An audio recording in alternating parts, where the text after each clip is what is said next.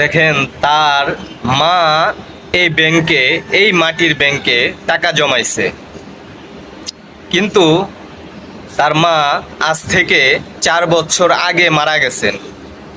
সেই ব্যাংকটি ঠিকই রয়ে গেছে, উনি ব্যাংকটি ভাঙেননি অথবা দেখে নেওনি যে ওটার ভিতরে আসলে কি আছে।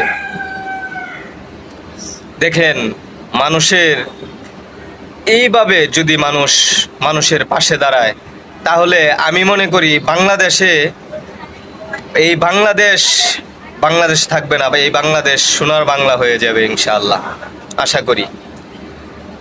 আজকে দেখেন বিভিন্ন জায়গায় থেকে বিভিন্ন মানুষ, একদম ছোট্ট বাচ্চা থেকে বড় পর্যন্ত সবাই কিন্তু বন্যার্তদের পাশে দাঁড়িয়েছে।